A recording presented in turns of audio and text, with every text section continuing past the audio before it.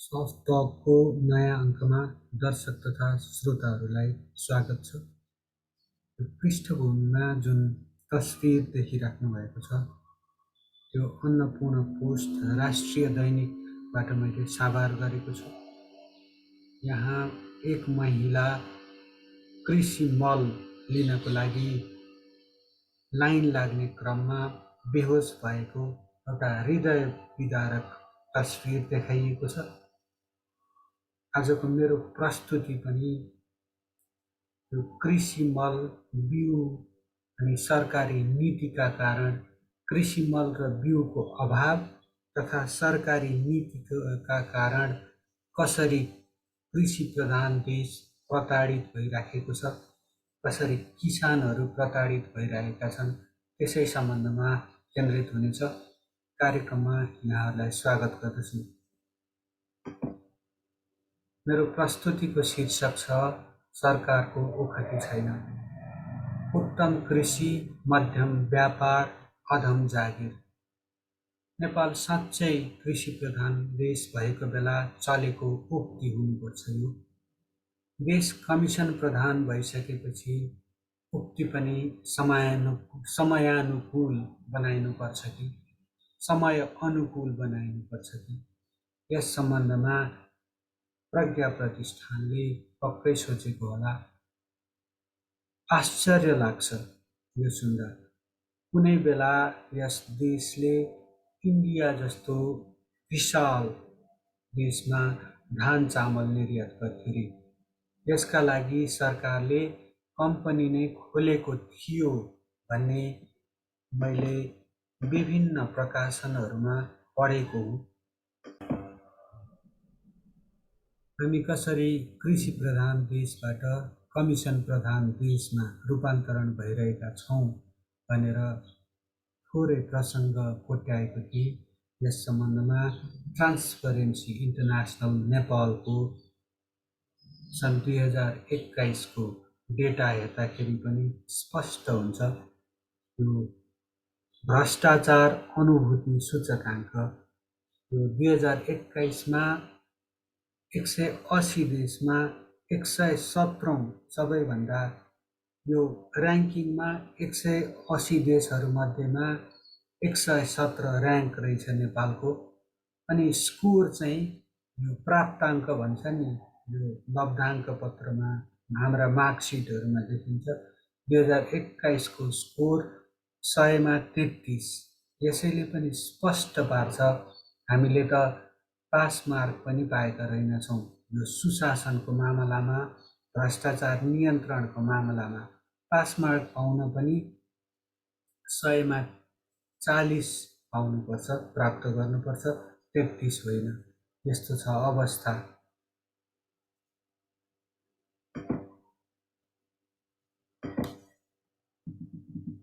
करिब 16 वर्ष अघि एक वरिष्ठ पत्रकारले मलाई सुनाएका थिए। यो सञ्चार माध्यममा काम गर्ने क्रममा विक्रम सम्वत 2015 तिर उनको गृह राज्य केरल खाद्य सङ्कटग्रस्त हुँदा नेपालले चामल निर्यात गरेको थियो। प्रतिगमन विरोधी आन्दोलन चलिराखेको थियो त्यतिखेर। त्यस याममा यो प्रतिगमनकालीन घटना मैले बडो चाख मानेर सुनेको थिएँ। अझै ब्याक गियरमा लागौँ, एकैछिन असम नागाल्यान्डतिर पनि भ्रमण गरिहालौँ तोरीलाउरे पारामा। हामी कुनै बेला धान निर्यात गर्थ्यौँ भनेर मैले चर्चा गरेको थिएँ। यस सम्बन्धमा शिलापत्र.com मा एउटा समाचार, विश्लेषणात्मक समाचार प्रकाशित छ। यसको लिङ्क पनि मैले यहाँहरूसँग प्रस्तुत गर्ने नै छु। यो डिस्क्रिप्सन बक्समा लिङ्क अट्याच गर्नेछु। यस सम्बन्धमा थप चर्चा गरौँ। हामी नागाल्यान्ड, आसामतिर लाग्दै थियौँ।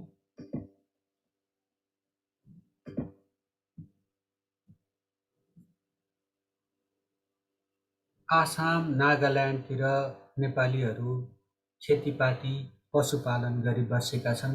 शिक्षा व्यापारको क्षेत्रमा पनि उनीहरू अगाडि नै छन्। स्थानीय समुदायहरूलाई कृषि कर्म गर्न सिकाएको नेपालीहरूले नै भनिन्छ। त्यति बेलाका शासक जङ्गबहादुरको पालामा, श्री 3 जङ्गबहादुर राणाको पालामा नेपालीहरू त्यता गएका रहेछन्। नेपालीहरूले कृषि कर्म सिकाएकाले नागाहरू जङ्गबहादुरलाई असाध्यै मान्छन् भन्ने पढेको हुँ। यसै गरी नेपालीहरूले नै भुटानीहरूलाई कृषि कर्म सिकाएको भनिन्छ।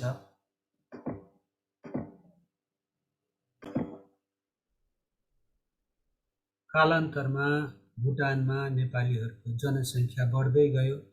राजनीतिक चेतनामा पनि वृद्धि हुँदै गयो।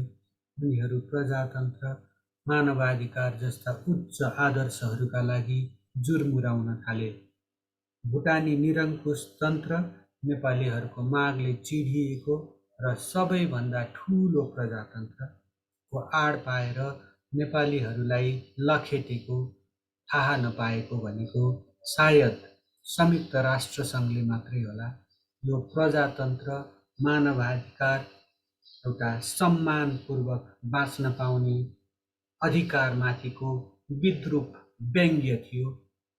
त्यो थाहा नपाएको सायद विश्व सरकार भनिने संयुक्त राष्ट्रसङ्घले मात्रै होला।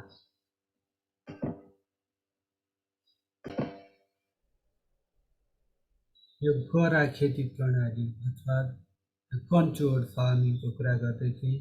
नेपाली किसानको आविष्कार हो, जाँगरी नेपाली किसानको आविष्कार हो भन्दै थिएँ म। अनि यस सम्बन्धमा केही तस्विरहरू यो 123rf.com बाट मैले साभार गरेको छु। प्रस्तुतिलाई निरन्तरता दिउँ।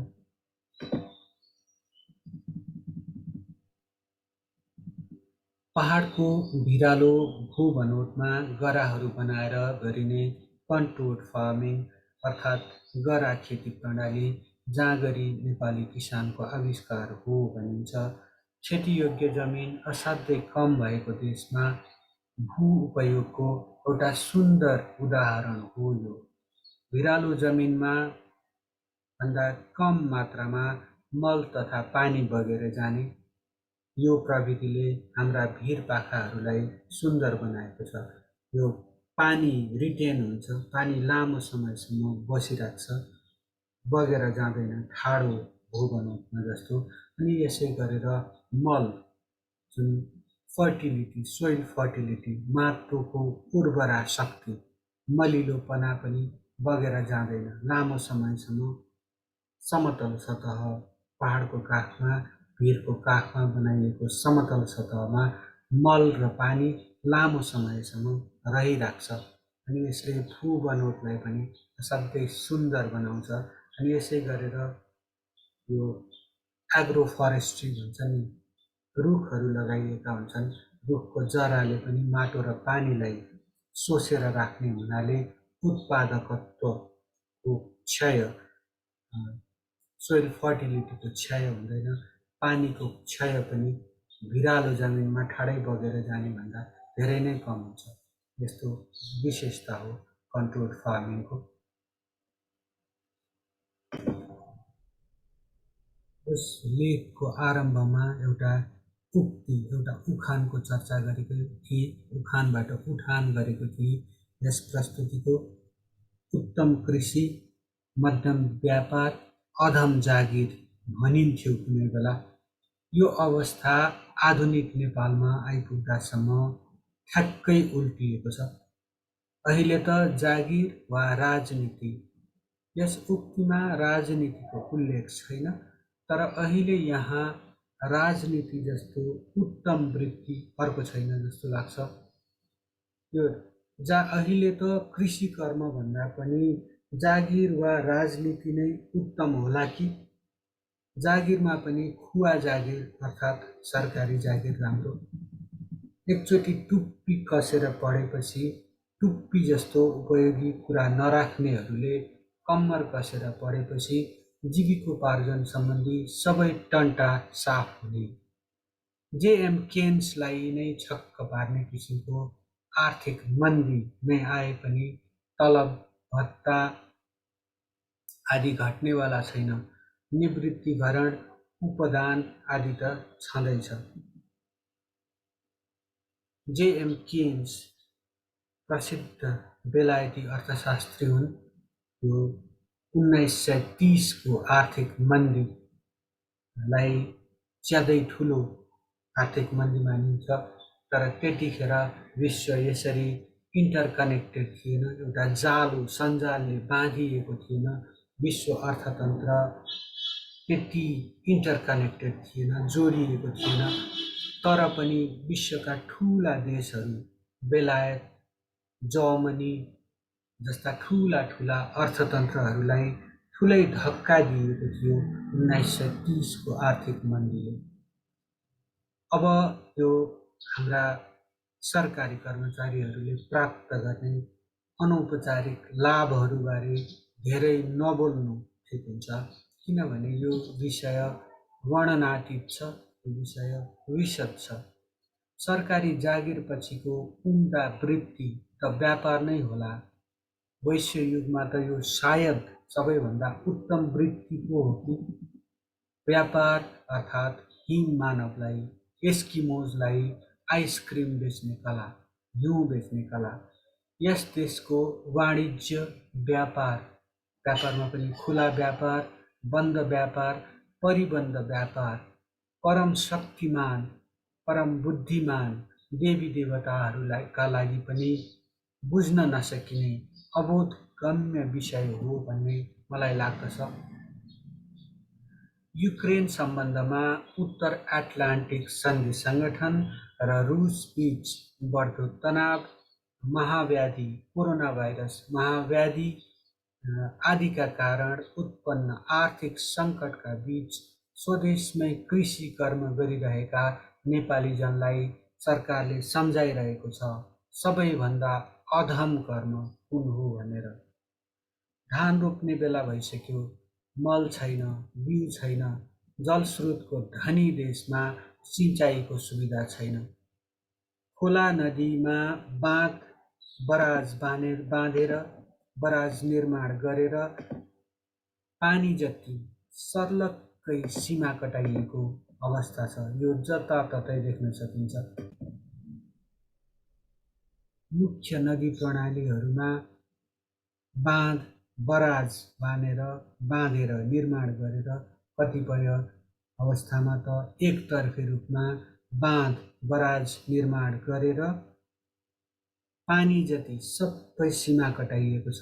वर्षातको पानी मात्रै, बाढी मात्रै यता आउँछ, नत्र अरू बेला यतापट्टिको नदी खोलाहरूमा, कतिपय नदी खोलाहरूमा कमिला हिँड्न सक्ने त्यो तहको सुक्खा छ। उतापट्टि हराभरा छ, सीमापारी। नेपालको पानी जति सोहोरेर भारत पोस्न बनाइएका बाँध बराजहरूको चर्चा गर्दै थिएँ म। यो पृष्ठभूमिमा कोशी बराज छ, 2014 हुनुपर्छ। म त्यस क्षेत्रको भ्रमणमा गएको बेला मैले लिएको तस्बिर हो यो। यस बराज मार्फत कोशी नदीलाई कुनै बेला बिहारको दुःख भनिन्थ्यो। यस बराजको निर्माणपछि कोशी नदी बिहारको दुःख होइन, नेपालको दुःखमा परिणत भएको छ। यस सम्बन्धमा थप चर्चा गर्ने नै छु। सामाजिक सञ्जालहरू जस्तै फेसबुक, ट्विटर, इन्स्टाग्राम, युट्युबमा सयौं रोपनी खेतबारी भएका हामी जस्ताहरूको खेती भएको छ। कोशी, टनकपुर, गण्डक, लक्ष्मणपुर, खुर्दलोटन बराज बाँध पृष्ठभूमिमा राखेर सेल्फी, विफी खिच्ने अनि पोस्ट गर्ने। पारिपट्टि बेमौसममा पनि लहलह बाली झुलेको छ। वारी हाम्रो देशमा धान खेतमा धाँजा फाटेका छन्। कमिला सजिलै खोला नदी तर्छन्। कुन कुन स्वप्न द्रष्टाको काम होला यो? पिता पुर्खा किसान भएर के गर्नु? उहिले पनि पढी गुनी के छ काम, हलो जोती मामै मामै माम भन्दै कृषि कर्मलाई होच्याइने गरेकोले पनि होला हामी जस्ता यस देश, यस कृषि प्रधान देशका लाखौँ नागरिकलाई कृषि कर्म नै आउँदैन। पाठ्यक्रममा नै उल्लेख गरिँदैन रैथाने बाली, जैविक शत्रु, बोट बिरुवा, जडीबुटीका कृषि कर्ममा उपयोगिता र विशेषताबारे बोक्रे बौद्धिकता पुजिन्छ, कृषि कर्म पुजिँदैन यस देशमा। हाम्रो खाना हेर्दा कृषि प्रधान देशको उपमा व्यङ्ग्य प्रतीत हुन्छ। हामी युवा निर्यात गर्छौँ अनि उनीहरूले पठाएको विप्रेषण अर्थात् रेमिटान्स तिरेर आवश्यक वस्तुहरू आयात गर्छौँ।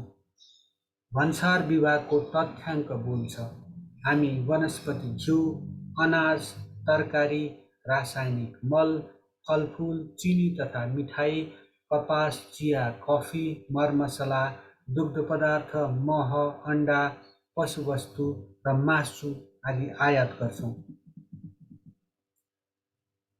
वास्तवमा युद्धको बेला पनि किसानमाथि आक्रमण गरिँदैन, किनभने ऊ अन्नदाता हो।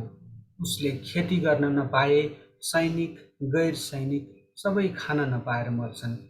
यहाँ भने मल नपाएर छटपटिएको किसानले जोखिम मोलेर सीमापारीबाट मल ल्याउँदा राज्यको डन्डा बर्सिन्छ उसको टाउको।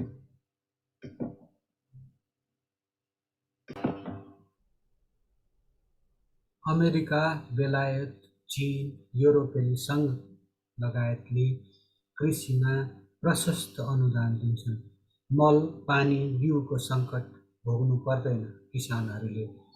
नेपालमा भन्दा धेरै अनुकूल परिस्थिति 1.5 अरब 1 अरब 50 करोडको विशाल जनसङ्ख्या भएको इन्डियामा छ। यता नेपाली राज्य सिंहदरबारमा किसानको तस्बिर राखेर त बस्छ, तर नेताहरूको, नीति निर्माताहरूको मनमस्तिष्कमा किसान छ जस्तो पटक्कै देखिँदैन। हिमाल, पहाड, तराई सबैतिर आकाशे खेती हुन्छ, सिँचाइको व्यवस्था छैन। इन्द्र महाराज प्रसन्न भए बाली ठाडै सुक्न पाउँदैन, नत्र त त्यस्तै हो। एकतर्फी रूपमा नेपालको भूभाग मिचिने गरी अन्तर्राष्ट्रिय अभ्यासहरू विपरीत निर्माण गरिएका बाढी नियन्त्रण संरचनाहरूका कारण हजारौँ हेक्टेयर जमिन डुब्दा, जनधनको क्षति हुँदा, जल जमावका कारण रोग व्याधि फैलिँदा कृषि प्रधान देशको सञ्चालन गरिबसेको सरकार बोल्दैन। बढीमा उसले गर्ने भनेको प्रभावित क्षेत्रको हवाई निरीक्षण हो, बाँड्ने भनेको फगत हवाई आश्वासनहरू मात्र हो।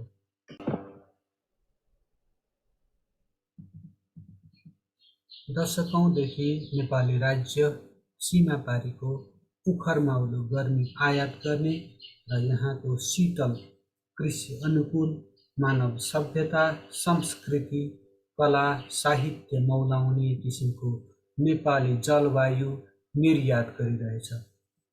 पत्यार परेन यहाँहरूलाई कि कोसिस सम्झौता विक्रम सम्वत 2012मा गरिएको अनि त्यसपछि निर्मित कोशी बराजले नेपाल डुबाएर बिहार पोसेको छैन? के दशकौँदेखि धरान कोशीको पानी लिफ्ट गरेर तिर्खा मेट्ने सपना मात्रै देखिरहेको छैन? के गण्डक सम्झौता विक्रम सम्वत 2017मा सम्झौता गरिएको थियो र त्यसपछि निर्माण गरिएको गण्डक बराजका कारण हाम्रो खेतीयोग्य जमिन वर्षायाममा समेत बाँझो रहने अनि सीमापारी चाहिँ सधैँ बाली झुल्ने अवस्थाको कोट अनकोट विकास भएको होइन? अनि के विक्रम सम्वत 2046को राजनीतिक परिवर्तनले सीमापारी टनकपुर बराजको बाटोबाट थप बहार ल्याएको होइन, महाकाली नदीको एकाधिकार मार्फत सीमा पारी नेपालमा होइन। यसरी एकतर्फी रूपमा निर्माण गरिएको लक्ष्मणपुर बराजले नेपाली किसानहरूलाई कति असर पारेको छ? नेपालको सार्वभौमिकतालाई थप कुण्ठित पारेको छैन? अनि यसै गरी रसियावाल खुर्द लुटन बाँधले चाहिँ के गरेको छ? नेपालीको हित गरेको छ, नेपालको हित गरेको छ। यसै गरी अरुण नदीमा आधारित जलाशययुक्त योजनाहरूले नेपालको उर्वर, शान्त, शीतल पूर्वी पहाडमा कस्तो वातावरणीय प्रभाव पार्लान्? स्मरणीय छ, अहिले नै पूर्वी पहाडका कतिपय स्थानहरूमा खानेपानीको अभावका कारण बस्ती नै सार्नुपर्ने अवस्था सिर्जना भइसकेको छ। पश्चिम सेती 6 आयोजनाहरूको वातावरणीय प्रभाव खास गरी सुदूरपश्चिम र मध्यपश्चिममा कस्तो पर्ने हो? खेतीपाती, जलचरको अस्तित्व लगायत जनजीविकाका समग्र पक्षहरूमा दूरगामी असर नपर्ला? नेपालको तल्लो तटीय क्षेत्रहरूको मरुभूमिकरण तीव्र गतिमा नहोला, अझ बढी तीव्र गतिमा? अझ हाम्रो जल सार्वभौमिकता अनि राष्ट्रिय सार्वभौमिकता थप सङ्कुचित नहोला? के यसरी नदी खोलाहरूको भटाभट गोदान, गाईदान गरे जस्तो पण्डितलाई यसरी गोदान गर्नु अघि अबको कम्तीमा पनि 50 वर्ष नेपाललाई सिँचाइ, खानेपानी, जलविद्युत, जलयातायात, मत्स्य पालन आदिका लागि कति पानी चाहिएला भन्ने सम्बन्धमा केही सोच्ने गरेको छ नेपालको राजनीतिक नेतृत्वले, कर्मचारी तन्त्रले वा योजना आयोगले? हिजोआज भूपरिवेष्ठित राष्ट्रहरू भन्दैछन् नेपाल जस्तो समुद्रमा आफ्नो समुद्र नभएका, आफ्नो टेरिटोरियल वाटर्स भन्छन् जसलाई, समुद्र नभएका राष्ट्रहरू भन्दैछन् ब्लू इकोनोमी अर्थात् महासागर, सागरहरूमा रहेका स्रोतहरूबाट विभिन्न स्रोतहरू हुन्छन्, ग्यास पाइन्छ त्यतातिर, अब यो मोती जस्ता कुराहरू थुप्रै स्रोतहरू रहेका हुन्छन्।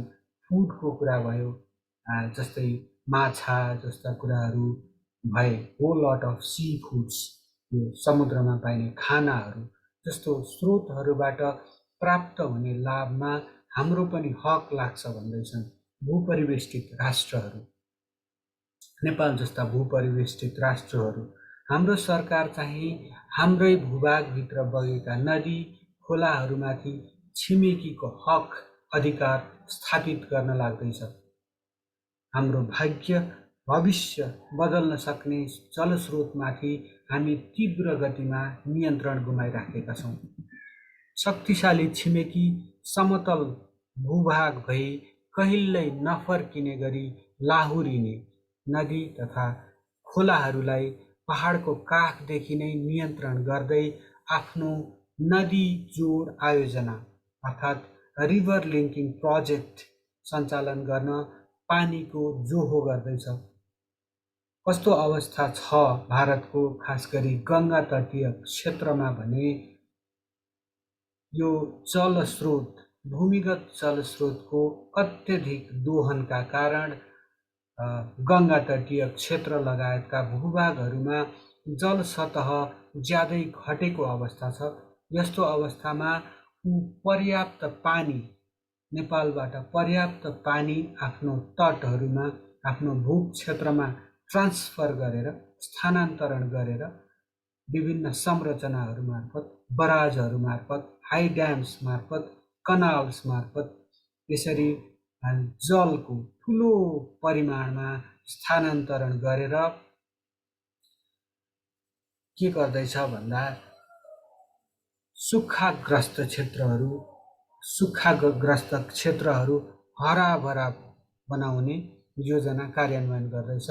अनि यो वाटर डेफिसिट एरियाजबाट, सुक्खाग्रस्त क्षेत्रहरू पनि हराभरा बनाउने अनि पानी पर्याप्त भएको स्थानहरू क्षेत्रहरूबाट पानी कम भएका स्थानहरू सुक्खाग्रस्त क्षेत्रहरू जस्तै गुजरात भन्न सकिन्छ, राजस्थान भन्न सकिन्छ, ती क्षेत्रहरू ती मरुभूमिहरू हराभरा बनाउने उपक्रम गर्दैछ यही नदी जोड आयोजना मार्फत। अनि यो नदी जोड आयोजना का लागि पानी चाहिँ नेपालबाट लैजाने उसको योजना रहेको छ। अहिले भारतीय सहयोगमा भारतीय लगानीमा जे जति आयोजनाहरू बनिरहेका छन् तिनीहरूको मुख्य उद्देश्य पनि जलविद्युत भन्दा पनि पानी नै हो।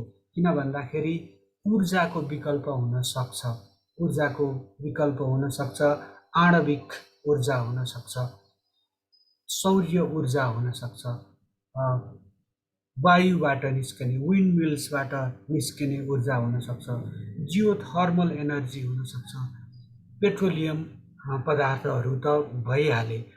ऊर्जाका विकल्पहरू बरु छन् तर खानेपानीको विकल्प छैन, फ्रेस वाटर सोर्सेजको विकल्प छैन। फ्रेस वाटर सोर्सेजहरू असाध्यै सीमित छन्। यसरी नेपाली भूभाग सुक्खा बनाई मरुभूमिमा परिणत गरी सीमा कटाइएको पानीले सीमा पारी इकोलोजी गेन हुनेछ। यसको थोरै विस्तृतीकरण गर्छु म। जहाँ पानी पर्याप्त हुन्छ त्यही जीवन सम्भव हुन्छ, त्यही सभ्यता संस्कृति मौलाउँछ। बागमती सभ्यता भन्नुहोस्, नाइल नदीको सभ्यता भन्नुहोस्, गङ्गा किनारको सभ्यता भन्नुहोस्, सबै नदी किनारमा मौलाउने हुन्। जहाँ पानी पर्याप्त हुन्छ त्यहाँ नै सभ्यता संस्कृति कला सबै मौलाउने हो, जीवन मौलाउने हो, त्यहाँ प्रकृति खुसी हुने हो। त्यहाँ मरुभूमिमा सभ्यता मौलाउँदैन। यिनै कारणहरूले पानीलाई संस्कृतमा जीवन पनि भनिएको छ। सफा पानीका स्रोतहरूको लागि संसारमा युद्ध समेत हुन सक्छ भन्दैछन् विभिन्न अध्ययनहरूले। सीमापारी राज्यबीच कृष्णा, कावेरी, सतलज लगायतका नदीहरूको बाँडफाँड सम्बन्धमा विभिन्न विवादहरू छन्। हाम्रो सरकारले पानीको उपयोग सम्बन्धमा इन्डियासँग गरिएका सन्धि सम्झौताहरूका कारण गुमेको नेपालको हक, कमजोर भएको नेपालको जल सार्वभौमिकता पुनः स्थापित गर्न, क्षतिपूर्ति प्राप्त गर्न, यस बापत क्षतिपूर्ति प्राप्त गर्न कूटनीतिक पहलहरू गर्नुपर्ने हो। तर हाम्रोमा चाहिँ चुप्प लागेर बस्नु, अत्याचार सहनु, अन्याय सहनुलाई नै कूटनीति भनिन्छ क्यारे। हाम्रो राजनीतिक नेतृत्व र कर्मचारी तन्त्र भने राष्ट्रघातका प्रकरणहरूबाट पाठ सिक्दै सच्याउँदै अघि बढ्नुको साटो थप गम्भीर गल्तीहरू गर्दैछ। छिमेकीको जलस्वार्थ अघि नतमस्तक नेपाली राज्य किसानलाई थर्काउन भने छोड्दैन। खेतीयोग्य जमिन बाँझो राखे जरिवाना तिराउँछु भन्छ। विश्वमा खाद्य सङ्कट देखिरहेको परिप्रेक्ष्यमा इन्डियाले गहुँ निर्यातमा रोक लगाएको छ। भविष्यमा अन्य खाद्य पदार्थहरूको निर्यातमा पनि रोक लगाउने सम्भावना प्रबल छ। यस्तो अवस्थामा स्थितिको गम्भीरता हेरी सरकारले किसानका लागि मल, बिउ, कीटनाशक, सिंचाई, कृषि ऋण आदिको व्यवस्था गरेर आफ्नो उत्पादकत्व, कृषि उत्पादनहरूको जुन खाद्य पदार्थहरूको उत्पादनमा वृद्धि गर्नको लागि हर सम्भव प्रयास गर्नुपर्ने हो।